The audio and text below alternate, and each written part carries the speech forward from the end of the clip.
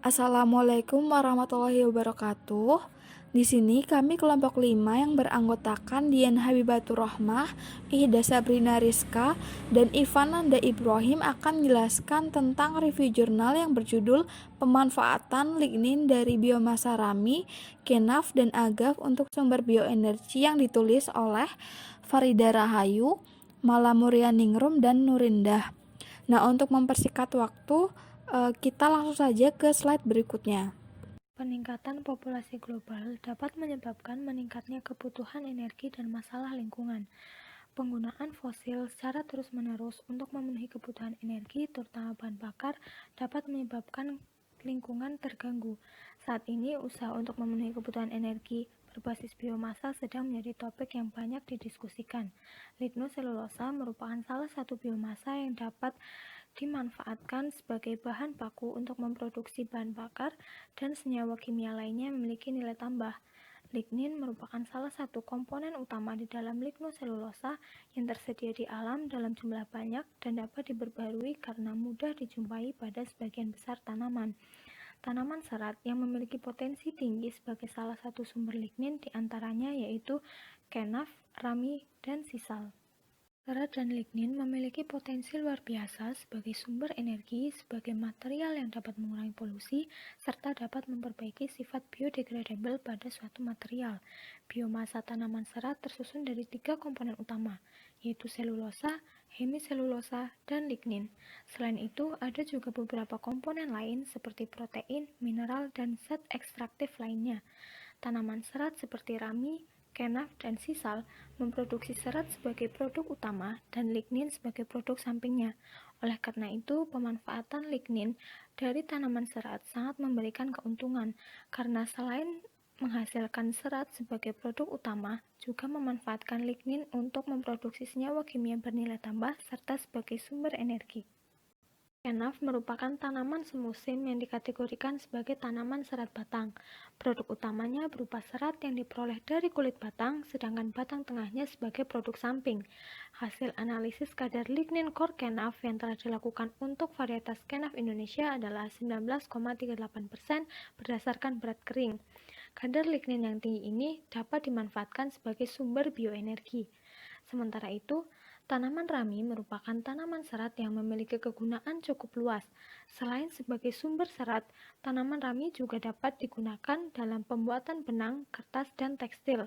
Selain itu, juga dapat dimanfaatkan sebagai pakan ternak, bahan baku untuk pembuatan biofarmaka, dan senyawa bernilai tinggi yang lain. Sebuah jurnal melaporkan bahwa kandungan lignin empulur batang rami sebesar 17,98%. Tanaman sisal merupakan tanaman serat yang diperoleh dari daunnya atau serat daun. Kadar lignin dan selulosa dari serat sisal masing-masing adalah 3-15% berdasarkan berat kering dan 68%. Biomasa dari sisa penyeratan sisal dapat digunakan sebagai sumber lignin untuk memproduksi senyawa kimia bernilai tambah dan juga sebagai sumber bioenergi. Hasil analisis kadar lignin dari biomasa sisa proses penyeratan sisal adalah 12,4-14,6%. Kadar lignin dari biomasa sisa proses penyeratan tersebut lebih tinggi daripada kadar lignin yang terdapat pada serat sisal. Hasil ini menunjukkan bahwa biomasa sisa penyeratan sisal mempunyai peluang yang lebih besar untuk dapat dimanfaatkan sebagai sumber bioenergi. Selanjutnya, valorisasi lignin. Valorisasi lignin menjadi produk bernilai tinggi seperti senyawa kimia dan bahan bakar melalui 3 tahapan, yaitu ekstraksi lignin, karakterisasi lignin, dan konversi lignin. Lignin biasanya ditemukan pada biomasa lignoselulosa, di mana pada lignoselulosa selain terdapat lignin, juga terdapat selulosa dan hemiselulosa. Maka langkah awal untuk valorisasi lignin adalah pretreatment atau ekstraksi yang bertujuan untuk mendepolimerisasi dan memisahkan 3 komponen tersebut. Metode ekstraksi yang dipakai dapat berupa metode hidrolisis asam, hidrolisis basa, enzimatis, redox, atau kombinasi di antaranya. Struktur kimia dan komposisi lignin sangat bervariasi, maka harus dilakukan karakterisasi terlebih dahulu. Karakterisasi lignin meliputi analisis berat molekul, struktur lignin seperti metosil, komponen aromatik, sifat fisik kimia, dan penentuan rasio dari hidroksifenolik dan hidroksialifatik. Maka selanjutnya lignin dapat dikonversi menjadi produk bernilai tinggi dengan menggunakan beberapa metode seperti pirolisis, katalisis dengan asam basa, atau dengan reduksi oksidasi. Ekstraksi lignin. Dari sudut pandang industri, efisiensi ekstraksi atau pemisahan lignin dengan kemurnian tinggi dan struktur yang lebih sedikit terkondensasi merupakan hal yang sangat penting untuk valorisasi lignin. Berbagai teknologi pretreatment biomasa telah dikembangkan, termasuk hidrolisis asam, hidrolisis alkali, enzimatis, fraksionisasi, katalitik reduktif atau oksidatif, dan fraksinasi solvolisis. Hidrolisis pada pretreatment bertujuan untuk mendepolimerisasi lignoselulosa, sedangkan fraksinasi bertujuan untuk memisahkan komponen-komponen lignoselulosa. Perbedaan metode pretreatment yang digunakan serta tingkat kesulitan fraksinasi meskipun dalam bahan baku yang sama dapat menghasilkan perbedaan efisiensi delignifikasi kemurnian lignin maupun struktur lignin. Secara umum, struktur lignin yang terisolasi akan sangat bervariasi, bergantung dari bahan baku yang berbeda, metode ekstraksi, dan tingkat kerumitan ekstraksi. Maka dari itu, setelah dilakukan ekstraksi, harus dilakukan karakterisasi. Karakterisasi lignin penting dilakukan karena struktur kimia dan komposisi lignin sangat bervariasi. Dengan memahami struktur kimia lignin dapat berguna dalam menentukan sumber lignin.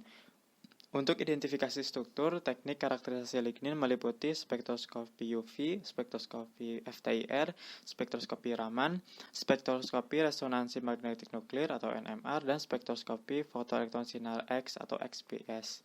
Diferensi pemindaian kalorimetri dan analisis termografimetri TGA sering digunakan untuk meneliti sifat termal lignin, sedangkan analisis mekanik dinamis DMA dapat digunakan untuk menentukan sifat termal dan mekanik. Distribusi berat molekul dapat ditentukan dengan menggunakan kromatografi cair kinerja tinggi, dengan sampel yang dimasukkan ke dalam kolom akan diserap oleh adsorben, dan komponen bergerak dengan kecepatan yang berbeda tergantung sifat kimianya. Waktu reaktasi menunjukkan karakter dari sampel. Nah, selanjutnya ada konversi lignin.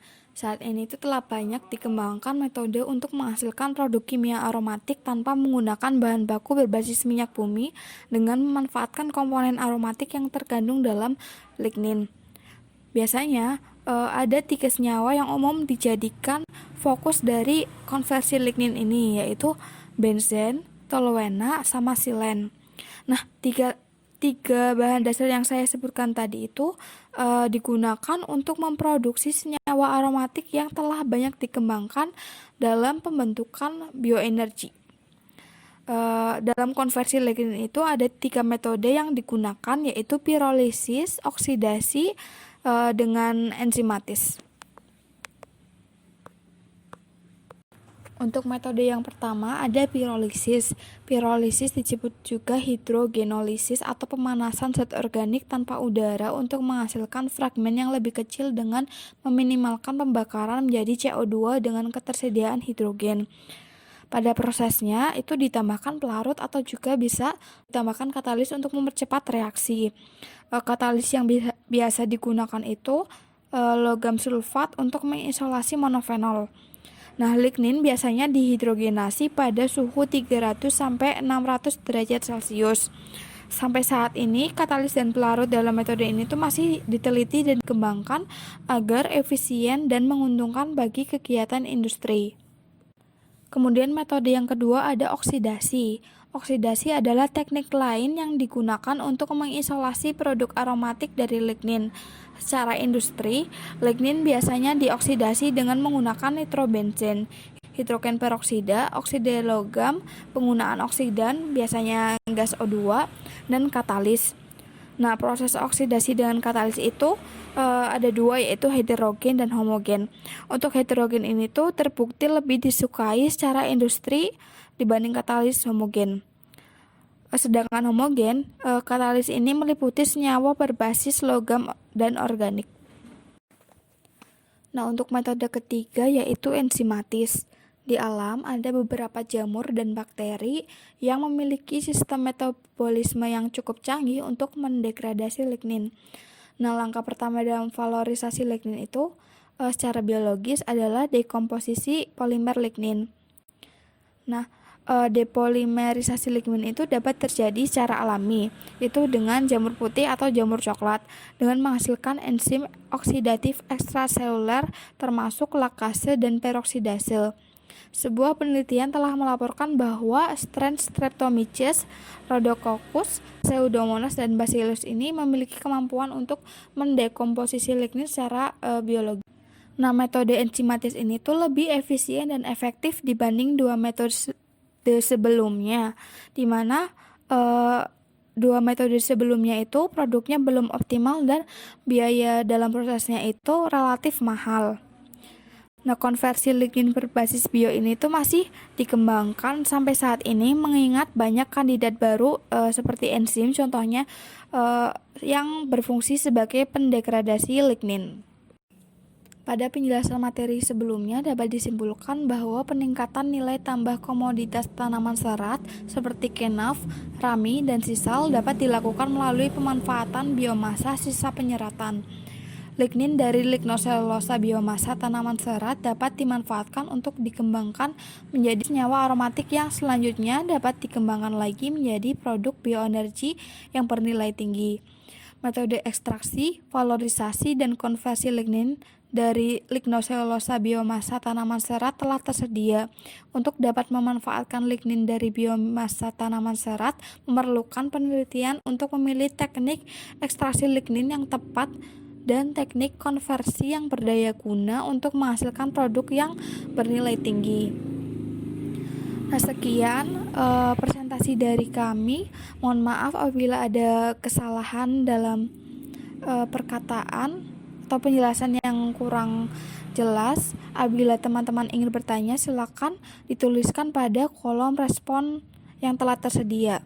Wassalamualaikum warahmatullahi wabarakatuh.